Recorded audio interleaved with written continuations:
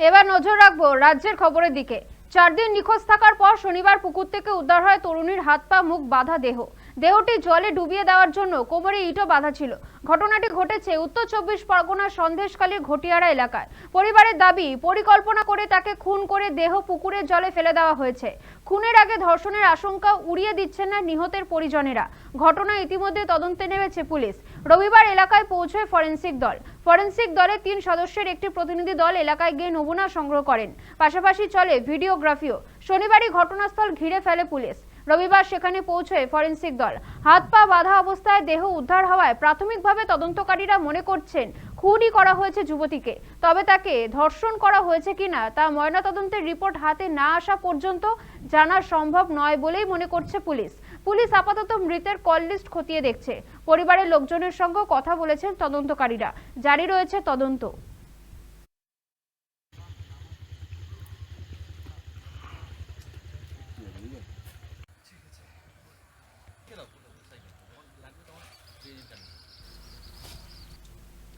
মেয়ের মৃত্যু মেনে নিতে পারছে না মা, চোখের জল থামছে না পরিবারের সদস্যদের।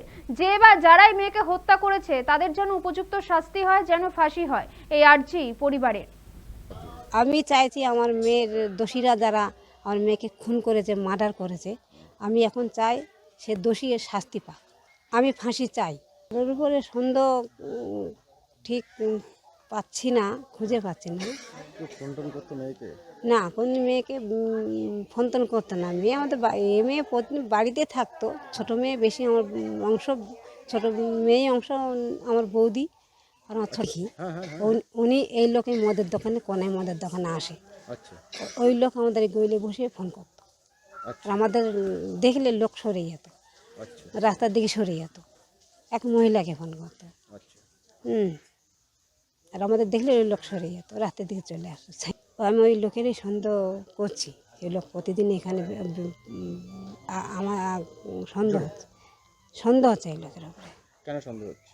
প্রতিদিন আমাদের গলি বসে, গলির ভিতরে ঢুকে। সেই লোক লম্বা চওড়া, আমি চিনি সেই লোককে। এই লোকের বাড়িতে এখানে না, পারঘাটায় বাড়ি। উনি আসতেন এই মদের দোকানে কন্যাটায়। ওই লোককে প্রায় এই রাস্তায় দেখা যায়। আমি আর ফাঁসির দাবি চাই আর মেয়ের হত্যাকারীকে, যে শাস্তি কামও চাই। আমরা দোষীদের শাস্তি চাই, এটাই বলেছি। যাতে এই সন্দেশখালীর ইস্যুতে অনেক অনেক ঘটনা ঘটেছে, কিন্তু সেই ঘটনা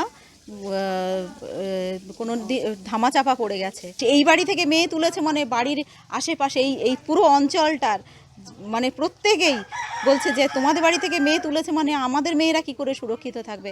আর এখানে প্রত্যেকটা মোড়ে মোড়ে মদের দোকান হয়েছে। আর মেয়েদেরকে এরা তো এখানে যাতায়াতের ব্যবস্থা হচ্ছে, ওরা সাইকেল নইলে হেঁটে যায় স্কুল টিউশন পড়তে গেলে। আর সেই স্কুল টিউশনে যখন যায় ওরা হেঁটে যায়, রাস্তা থেকে গেলে কিছু মদো মাতাল ওই মোটর সাইকেলে যাবে, ওদের ওড়না ধরে টানবে, ওদেরকে গায়ে টাচ করে বেরিয়ে যাবে, ওদেরকে আজে বাজে প্রস্তাব দেবে। ওরা যেন দৃষ্টান্তমূলক মানে শাস্তি চাই, এটা যেন কোনো রকমভাবে ধামাচাপা না পড়ে।